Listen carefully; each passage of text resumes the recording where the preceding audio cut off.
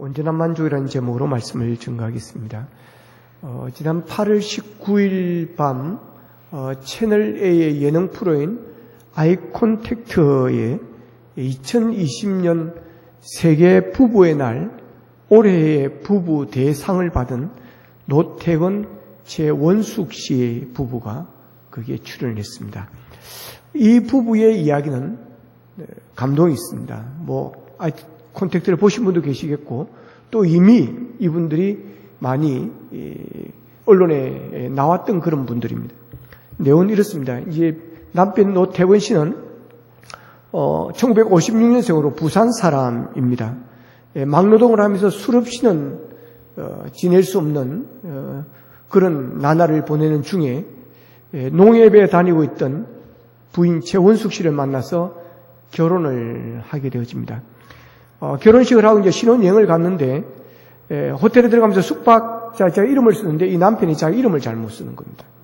주민등록번호를 쓰는데 이 주민등록번호를 옳게 앞뒤 순서를 잘 못 맞추는 것이었습니다. 그러니까 이 부인이 놀래 자빠지는 거죠. 사기 결혼이구나. 난독증이 있다고 남편이 이제 그렇게 고백을 합니다. 그럼 이 부인이 얼마나 화가 났겠습니까?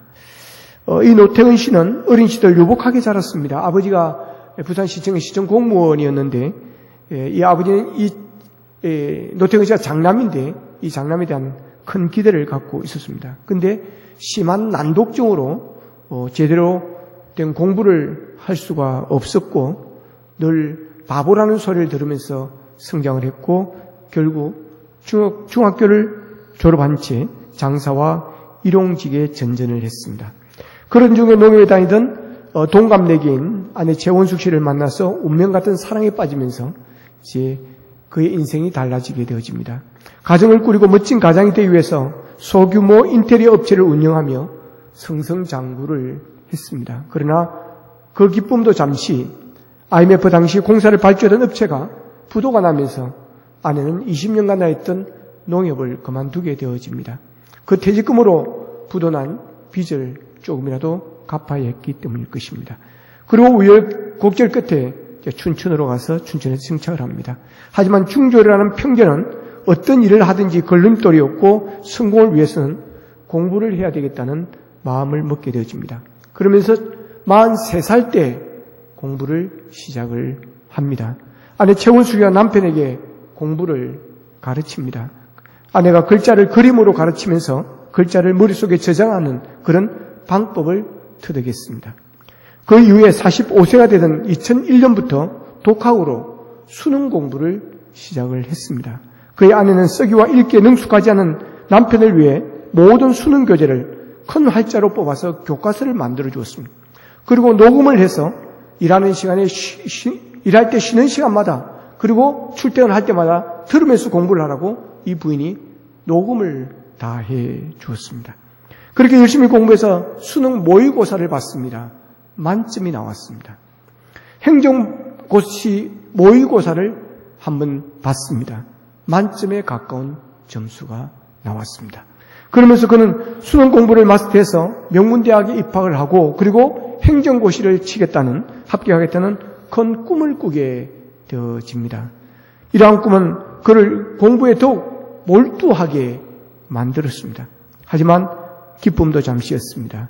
공부에만 몰두하다 보니까 자신의 공부에만 몰두하다 보니까 아이들의 교육에 크게 관심을 갖지 못하게 되었고 그러자 큰아들은 학교에 적응하지 못하고 게임 중독증에 빠져버리게 되었고 둘째 아들은 심한 아토피로 인해서 학업을 이어가기가 힘들었습니다. 아들의 성적표를 가져왔는데 1등이었습니다. 그런데 어느 날 우연히 아들의 성적표를 보다가 꼴등을 1등으로 바꿨다는 사실을 알게 되어집니다. 아이들이 잘못되고 있구나라는 생각을 하고 자녀들을 위한 아버지가 되는 게 문제라고 생각을 하고 아이들을 가르치기 시작합니다.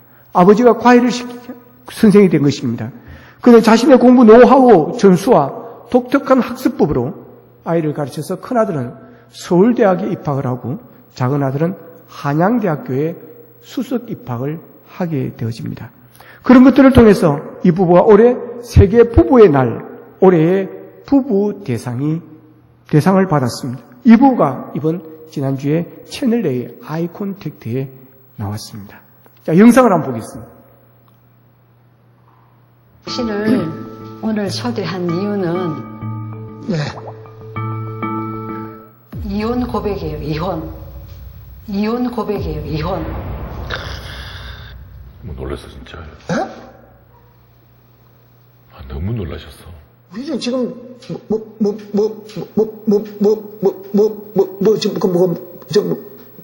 이혼하고 싶다니까 정말. 이자도 걸지 마소. 그런 말 하지. 네가 지금 네가 지금 나도 내 삶을 살고 싶단 말이야. 그 무슨 말이에요, 그거? 이혼을 한다고요? 우리 아무리 그렇지만은 세상에 다른 사람은 다 그래도 당신하고 나하고는 그게 좀 큰일 나는 거예요, 지금. 만약 1년 안식년을 안 주면 안식년 1년 만약에 당신이 그렇게 안 해주면 이혼할 거예요. 근데 그걸 지금 관두라고요? 안식년 1년. 아, 그건 아니죠. 1년, 그럼 내가 뭐하고 살아요, 1년 동안? 내가 합친 게 아무것도 없는데. 당신 뒷바라지 하더라고. 그 30년을 사람들이 말하는 평강공주로 살았잖아요. 내 삶을 살고 싶어요, 삶을. 내 하는 일이 얼마나 많아요. 당신 24시간 같이 있잖아. 정말 여러 가지 힘들어요. 내가 하는 일이 당신하고 강연 같이 다니고 술 파는 것까지 하는 게 참 벅찬데 그 뒷바라지 하려면 내 인생을 지금 믿겠어요? 당신 거기에 빠지면 헤어나지도 못하잖아. 완전 끝까지 가야 되는 사람이니까. 아니요,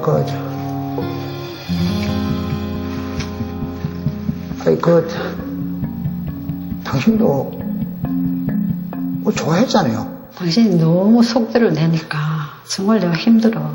속도 내야지요. 내가 지금 남보다 30년 내가 늦게 했어요.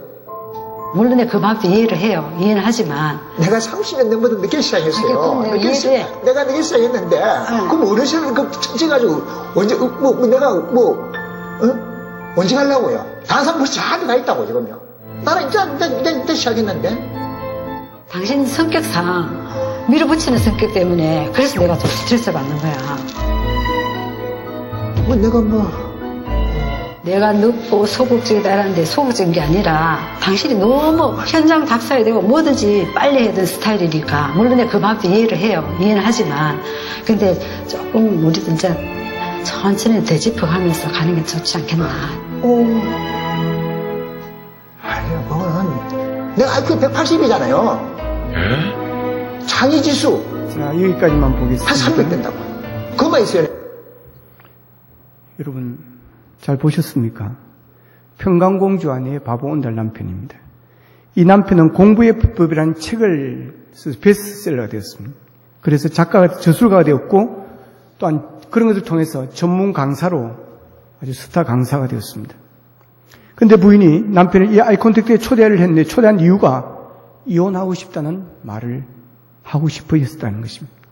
남편은 공사 다망했고 남편에겐 다른 사람에겐 스윗한 남자였지만 사실은 아내는 그런 남편을 뒷바라지하고 그 스케줄을 챙기느라 눈코 뜰 새가 없었습니다. 그러면서 이제 아내는 지쳤다는 것입니다. 남편은 아내에게서 이혼하고 싶다는 말을 듣고 남편이 이렇게 잘 나가고 있고 자식들이 이렇게 잘 되고 있는데 무슨 불만이냐고 무슨 이혼이냐고 황당해 했습니다. 그러나 아내는 사실상 내 인생은 없었다는 것입니다. 남편은 자신의 이혼 생각은 꿈에도 모를 것이라고 이 여인은 토로했습니다. 여러분 이 부부의 이야기를 들으면서 무슨 생각이 드십니까? 남편이 잘못된 것입니까? 아내가 잘못된 것입니까? 제가 보기에는 두 사람 모두 다의 문제입니다.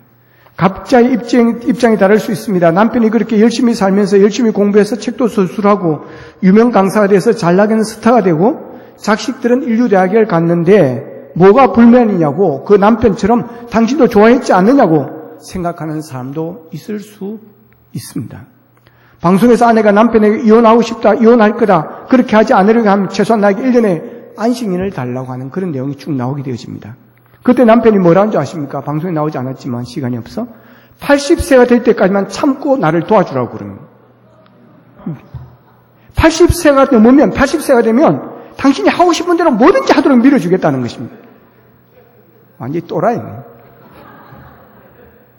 80살까지 살지 안 살지 뭘 어떻게 해? 아니 70이면 모르죠. 70은 다 돼가니까. 여러분 이게 무슨 말입니까? 이 남편이 만족함이 없다는 것입니다. 아직도 목마르다는 것입니다. 나는 늦게 시작했어요. 다른 사람도 앞에 간다라고 생각하는 것입니다. 아직도 부족하고 아직도 멀었다는 것입니다. 그러니까 80살면 달 때까지만 좀 기다려주라고 하는 것입니다. 아내 입장을 보십시다. 물론 처음에는 사기 결혼이었을 수 있습니다. 그러나 남편이 열심히 살았습니다. 난독증의 남편이었지만 자신이 희생하며 남편을 뒷바라지한 결과 수능 모의고사 만점을 맞고 행정고시 모의고사도 만점에 가까운 점수를 받을 정도였고 그런 것을 가지고 공부의 힘이라는 책을 써서 유명한 저술가가 되기도 하고 또한 베스트셀러가 되기도 하고 스타 강사가 되기도 했습니다. 그러면 만족할 것 같습니다. 그런데 이혼하고 싶다는 것입니다. 당신 같은 남자하고는 더 이상 같이 살 수가 없고 따라갈 수가 없다라고 하는 것입니다. 그것은 당신의 삶이요 나는 내 삶이 있다는 것입니다. 무슨 말입니까? 그런 것으로 아내의 공허함이 채워지지 않는다라고 하는 것입니다. 스타 남편으로도 또한 아이들의 유명 대학 입학도 자신의 공허함을 채워주지 못한다고 하는 것입니다. 만족함이 없다라고 하는 것입니다. 생각해 보십시오. 남편의 공부를 시켰더니 성적이 쑥쑥 올라갑니다. 놀라운 성적이 나왔습니다. 얼마나 기뻤겠어요? 얼마나 보람이 있었겠습니까? 그 남편의 아들을 공부를 시키더니 꼴등 1등이 돼서 서울대학을 갔습니다. 둘째 아들은 한양대학교 수석으로 합격했습니다. 얼마나 기뻤겠습니까? 그러나 그 기쁨은 영원한 기쁨이 아니었습니다. 그 기쁨은 참 기쁨이 아니었습니다. 그 기쁨은 잠깐의 기쁨이었고 곧 사라지는 잠깐 보이다 없어지는 안개와 같은 그런 기쁨이었다는 것을 보여주고 있습니다. 그런데 시간이 지나면서 허무함을 느끼는 것입니다. 얼마나 힘들고 공허했으면 여러분 이혼이라는 말을 꺼내겠습니까? 나에게도 자유를 달라는 것입니다. 나에게도 쉼을 달라고 하는 것입니다. 나도 행복해지고 싶다는 것입니다.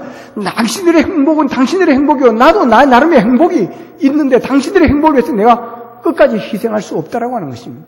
여기서 멈추고 싶다는 것입니다. 이제 나도 얼마 남지 않은 언제 죽을지 모르는 내 인생, 나도 내 인생의 행복을 찾고 싶다는 이야기가 아닐까요? 열심히 살았고 그래서 남편이 잘되고 자식들이 잘되어서 사람들도 또 부러움을 샀고 그래서 세계 부부 대상도 받고 했지만 여러분 행복하지 못한 이유가 무엇일까요? 우리는 이것을 질문해야 됩니다. 이것은 우리의 삶의 근본적인 문제를 다루는 질문입니다. 자, 오늘 보면 2절을 같이 읽겠습니다.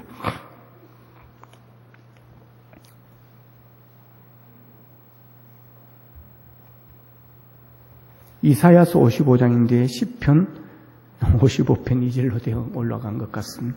자, 여러분 책을 다 펴시고 2절을 같이 읽겠습니다.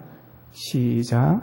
너희가 어찌하여 양식이 아닌 것을 위하여 은을 달아주며 배부르게 하지 못할 것을 위하여 수고하느냐. 내게 듣고 들을지어다. 그리하면 너희가 좋은 것을 먹을 것이며 너희 자신들이 기름진 것으로 즐거움을 얻으리라. 아멘. 자, 너희가 어찌하여 양식이 아닌 것을 위하여 은을 달아주며 배부르게 하지 못할 것을 위하여 수고하느냐. 양식이 아닌 것을 양식이라고 착각한다고 하는 것입니다. 이것을 먹으면 배부를 것이라고 생각하는데 착각이라고 하는 거죠. 근데 거기에다 은을 달아주고 있습니다. 돈을 투자하고 있습니다. 배부르지 못할 것을 위해서 수고한다는 것입니다. 다 허사라고 하는 것입니다. 몸도 배부르지를 않습니다. 땀을 흘려 일해도 대가를 얻지 못합니다. 열매가 없습니다. 부지런히 살았음에도 허무감이 밀려옵니다. 얼마나 불행한 일입니까? 인간이 느끼는 고통은 궁극적인 것입니다. 결코 간단하게 해결할 수가 없습니다. 배가 고플 때는 밥을 먹으면 만족을 느낄 줄 알았습니다. 그런데 밥을 먹고 배는 부른데 만족하지 않습니다. 돈이 없었을 때는 돈을 벌면 만족을 느낄 줄 알았습니다. 그런데 돈을 벌어도 참 만족함이 없습니다. 밥을 먹어도 돈을 벌어도 만족한 이유가 뭘 것일까요? 영혼이 굶주려 있기 때문에 그렇습니다. 우리는 영혼을 가지고 있습니다. 그래서 세상적인 것을 무엇을 다 준다 해도 만족할 수가 없습니다. 돈이나 권력 등 외적인 것으로는 우리의 영혼을 채울 수가 없습니다. 하나님께서 인간을 그렇게 만드셨습니다. 그래서 돈을 쌓아도 영혼은 채워지지 않습니다. 배고픔을 느낍니다. 세상 것은 우리를 만족하는 참된 양식이 되지 못한다는 것입니다. 중요한 것은 영혼의 만족입니다. 영혼이 만족하지 않으면 만족할 수가 없습니다. 스트레스는 암의 주 요인입니다. 스트레스를 이기고 행복하게 살려면 영혼의 만족함이 있어야 됩니다. 영혼이 만족하지 못하면 삶이 피곤해집니다. 무언가에 쫓기고 무언가를 쫓으면서 살아갑니다. 그래서 쉴 수가 없습니다. 기쁨이 없습니다. 이 세상에 술이 얼마나 많습니까? 연애사업, 오락사업, 유흥업, 스포츠 사업 등이 발달한 이유가 무엇일까요? 사람들에게 기쁨이 없기 때문입니다. 사람들이 만족을 느끼지 못하기 때문에 그렇습니다. 그래서 사람들은 몸부림치는 것입니다. 우리나라 경제적으로 부황해졌습니다. 그런데 행복지수는 아주 낮습니다. 우리나라 사람들의 행복지수가 낮은 이유는 무언가를 가지지 못해서가 아닙니다. 내면의 문제입니다. 사람들은 무언가를 통해서 삶의 만족을 얻으려고 합니다. 그런데 만족의 근원을 찾지 못하면 일평생 삶의 만족을 추구하며 살아갈 수밖에 없습니다. 육체의 만족보다 영혼의 만족이 중요합니다.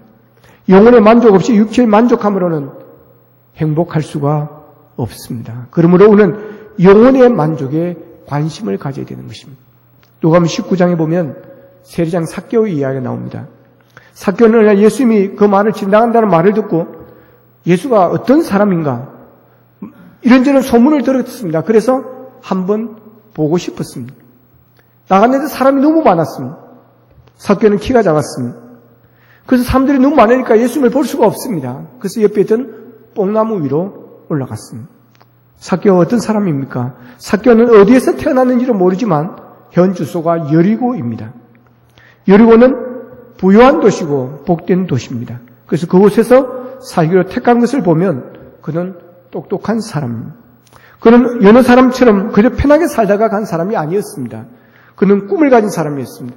야망을 가진 사람이었습니다.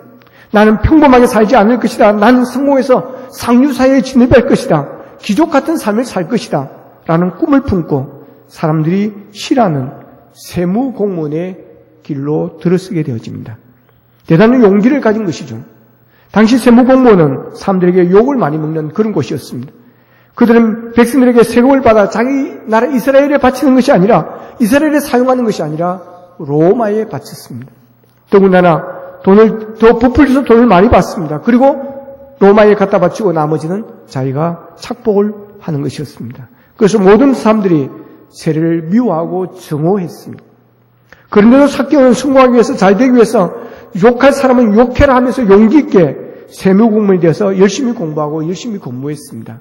그는 평범한 세무공무원이 아니라 그곳에서 장이 되려고 노력했습니다. 그래서 마침내 세리장이 되었습니다.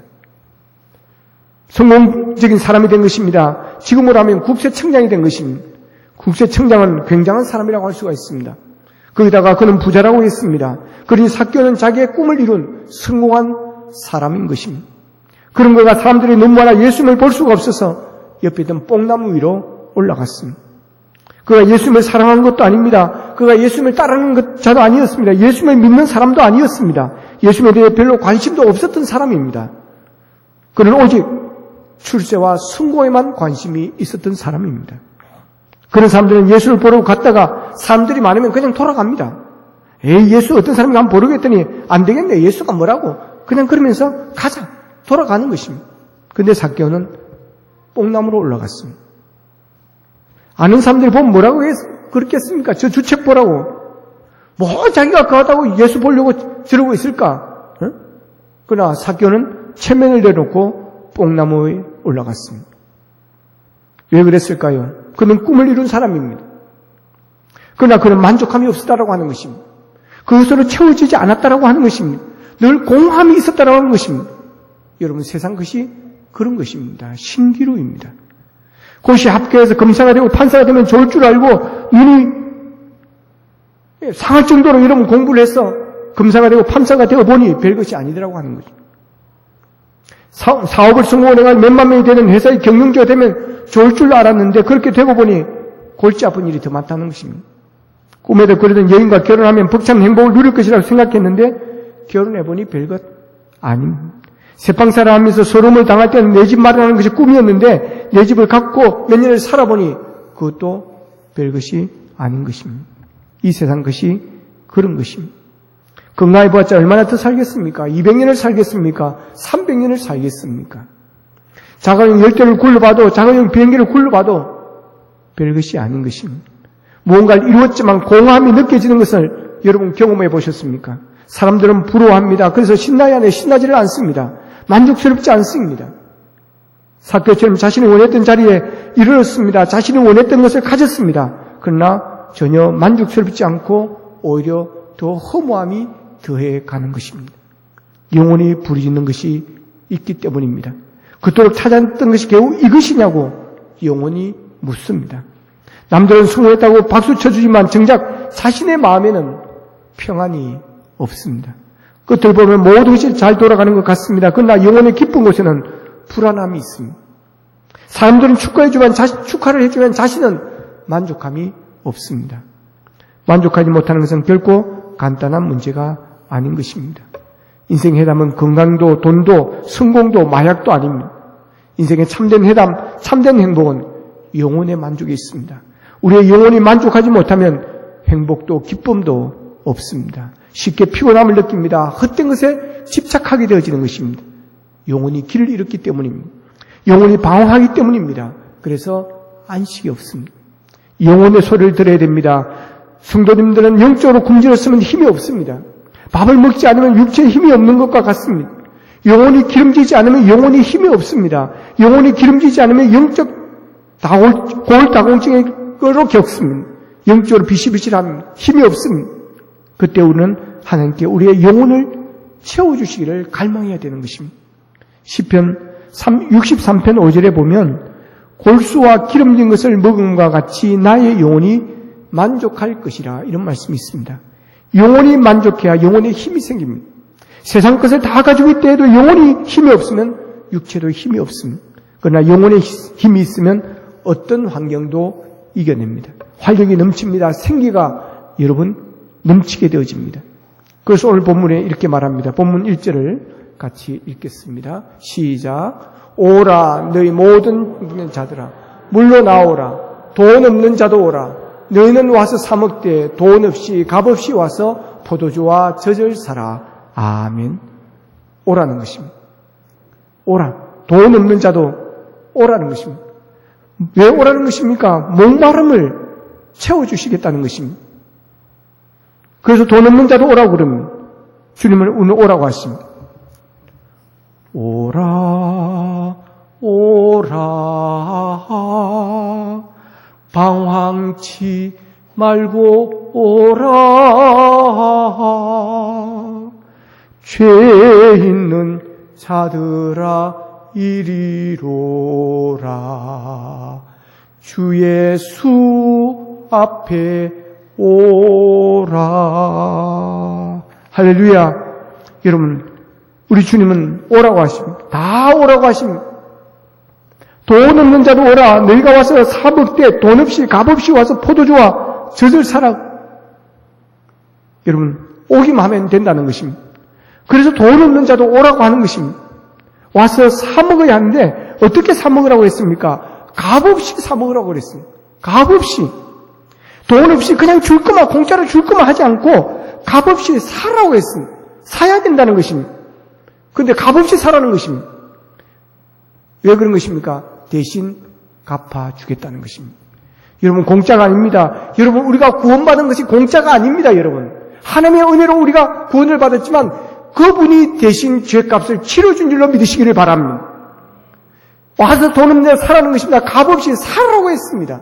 대신 그분이 갚아주시겠다는 것입니다. 여러분 돈 없는 자들, 가난한 자들을 얼마나 배려하시는 그런 모습 아니겠습니까? 우리가 이런 모습을 배우기를 축복합니다. 여러분 영적인 만족감, 영적인 기쁨은 주님께 있습니다. 그래서 삭개오는 예수님께로 나왔습니다. 삭개오가 예수님을 만나면서 변합니다. 예수님이 삭개오야 내가 너희 집 오늘 유하겠다고 하니까 삭개오가 너무 기뻐가지고 그럽니다. 주여 내 재산의 절반을, 반을 뚝 잘라서 가난한 자들에게 나누어 주겠습니다. 그리고 억울하게 세금을 받은 것이 있다면 4배로 해서 갚겠습니다라고 고백을 합니다. 여러분, 이런 말이 사고에서 터진다는 것은 기적입니다. 있을 수가 없는 일입니다. 왜 그렇게 된 것입니까? 예수님을 만나니 그동안 채우고 또 채우고 또 채웠지만 허무하고 공하던 그 빈자리가 여러분 채워지더라는 것입니다. 세상이 주지 못하는 그 기쁨을 주님이 주시더라고 하는 것입니다.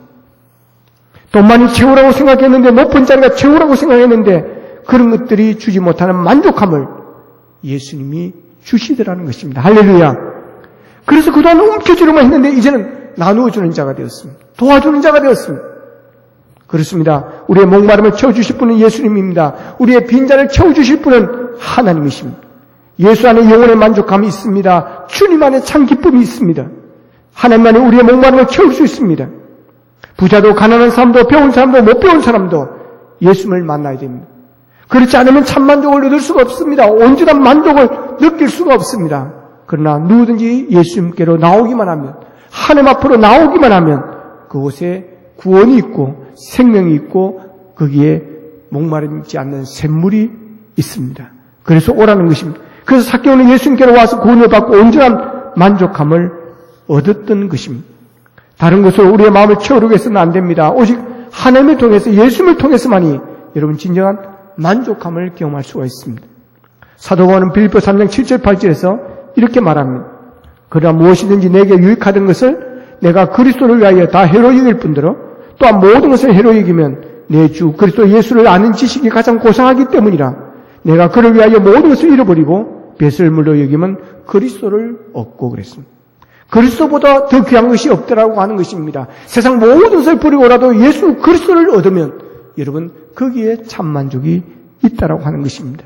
영혼의 만족함이 없으면 오늘 일평생 방황할 수밖에 없고 헛된 것을 통해서 인생의 만족을 얻으려고 여러분 몸부림치고 그러면서 인생의 에너지를 낭비하게 되어집니다. 우리가 하나님의 만족함을 느낄 때 우리는 더 이상 세상을 쫓지 않고 살아갈 수가 있습니다. 어떤 것에도 매이지 않고 오직 주님을 위해서 살아가는 복된 인생, 멋진 인생이 되어질 수가 있는 것입니다. 참된 치유를 경험하고 하나님의 나를 위해서 우리가 쓰임받는 인생이 되어질 것입니다. 여러분은 참 만족을 얻으셨습니까? 부족함이 없습니까? 채워도 채워지지 않는 공허함은 없습니까? 이 시간 여러분의 생활을 하나님께 드리시기를 바랍니다. 이 시간 여러분의 마음을 주님께 드리기를 원합니다. 고통의 몽이 아래서 고민하십니까? 실패와 절망 속에 허덕이고 계십니까? 교만과 아집에 사로잡혀 불만 속에 허덕이고 있지는 않습니까? 주님께로 나오십시오. 그분은 오라고 하십니다. 오라. 돈 없는 자도 오라고 하십니다. 가난한 자도 오라고 하십니다. 부자도 오라고 하시는 것입니다. 주님께로 나와야 됩니다. 주님을 만나야 됩니다. 그래야 예수 안에서 주님이 주시는 영혼의 온전한 만족을 누리시고 마르지 않고 샘솟듯이 솟아나는 참 기쁨을 누리시기를 원합니다. 그래야 다윗처럼 나는 부족함이 없습니다라고 고백하고 바울처럼 내 잔이 넘치나이다라고 고백할 수 있는 우리 모두가 될 수 있기를 주님의 이름으로 축원합니다. 찬양 하나를 먼저 드리겠습니다. 사람을 보며 세상을 볼 때, 사람을 보며 세상을 볼 때 만족함이 없었네. 나의 하나님 그분을 뵐 때 나는 만족하였네. 저기 빛나는 태양을 보라. 저기 서 있는 산을 보아라. 천지 지으신 우리 여호와 나를 사랑하시니 나의 하나님 한 분만으로 나는 만족하겠네. 사람을 보며 세상을 볼 땐, 사람을 보며 세상을 볼 땐 만족함 없었네. 나의 하나님 그분을 나는 만족하였네. 나는 만족하였네. 저기 빛나는 태양을 보라. 저기 빛나는 태양을 보라. 또 저기 서 있는 산을 보아라.